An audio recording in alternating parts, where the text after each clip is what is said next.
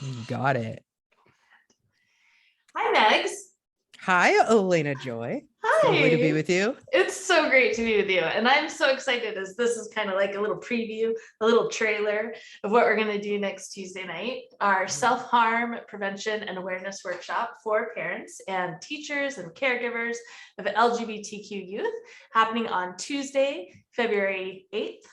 So we're just going to kind of chat about what can we expect? What's going to happen? So self-harm, I have come to realize as I've been promoting this class, actually, that self-harm actually seems to have more stigma around it than even suicide.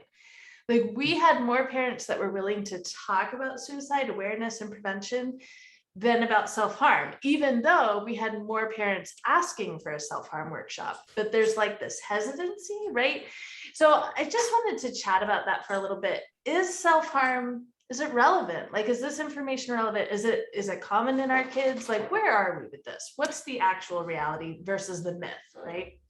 Yeah, I think self-harm is very heavily stigmatized. I think for a lot of experience, a lot of the parental experience, or which is not my experience, but in supporting students and families and parents and having conversations, parents want to do the right thing and they want to feel like they're on the right track and they want to like give their child every opportunity to succeed and to feel safe. And when there is something like self-harm going on, I think it really triggers some things in parents and feeling like, I don't know what to do, but I also don't want to have this feeling of kind of an admission that I don't know what to do, or I already did something wrong that has led to my child feeling like this is the only option they have right now. Absolutely. I know that I very much experienced that. I was one of those parents that got a phone call from the school nurse. We think your daughter's cutting. And here I am in this work, in this community, right? And very much about suicide prevention and awareness, and yet completely clueless about what really self-harm is. Like all I could think about was, okay, she's just really not liking her body, or is it a cry for attention, or what is going on here, right? And there was this like visceral response of like, I made that baby, and now that baby is hurting herself, and it's just, whoa, it's crushing and intense. It really is. So in that moment, like, are there even tools? Like, is it just being aware that it could be a possibility, or are there actual skills that we can learn, such as in this workshop, to kind of deal with this?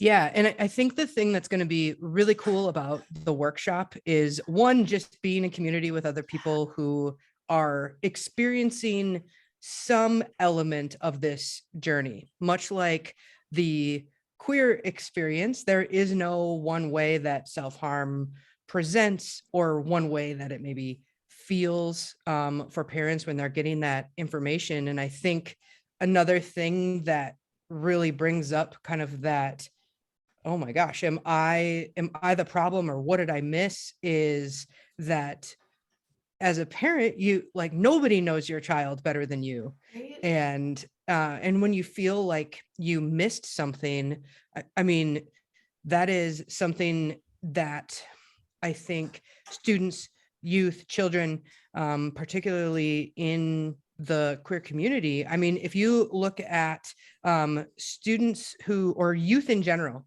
who self-harm, who self-identify that they have taken part in that, or that is a thing that they do, 67% of the youth who report that identify as LGBTQ plus. I did not know that. It's a big old chunk, isn't it? I mean, you don't have to be a math genius to be struck by that number. And of folks who identify as LGBTQ plus, 48% have reported participating in self-harm to some level in the past year. So it's extremely prevalent, and there's a much greater risk for youth who are part of the LGBTQ plus community, and even more so for those identifying trans and non-binary. So there are some of those clues where you can if you're in a space to be having conversations with your child and you're aware of how they identify, you can kind of start having those conversations that open the door to just being more in tune with what your child's experiencing, whether that's bullying or targeting or depression or anxiety or changes in relationships, right? When a student comes out, you don't know how teachers might react or their friends or different kind of major shifts, I think, in mood or experience or the energy that you can see in your child are pretty strong indicators. And we'll kind of dig into what those are in the workshop, how to talk about them. And I think a big one for parents too is how to regulate your own reaction to it and create a space that isn't judgmental, but is supportive, because I think that's really hard to do.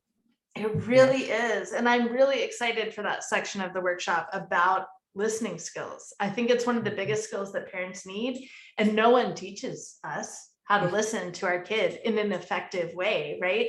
And yet it's exactly what our kids need. It's like 80% of what our kids need from us is for us to effectively listen. So I'm so excited for that portion of the class. Thank you so much, Megs. This was super helpful. I really appreciate it. I can't wait for Tuesday night. It's going to be good. It's going to be a really great experience. I think that's going to leave parents and caregivers just feeling empowered to go into those conversations and really be a strong supportive advocate that we all want to be for our youth out there. So I love it. It'll be a good time. Yeah, there's one last thing I realized we didn't do an intro for you at the beginning. So parents are probably like, okay, who is this chick? So this is Megs Pulvermacher. Will you give us your little intro and who you are?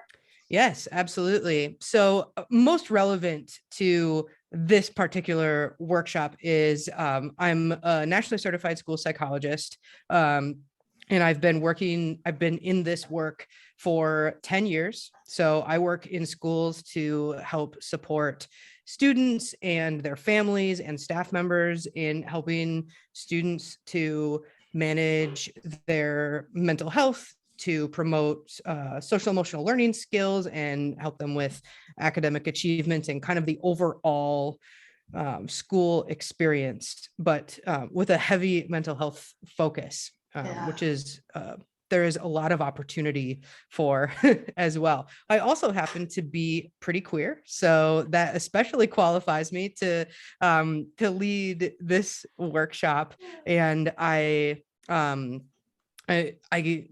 largely known as Megs the Connector because I run a community called the Queer Impact Collective, which is for queer identifying entrepreneurs, creatives, and change makers, as well as hosting a podcast called Out What Now, which is all about navigating and really thriving in the post coming out process and journey to being empowered queer folks out here. Yes, and that podcast will also be an incredible resource for our parents because it's so approachable and accessible, I think, for so many people.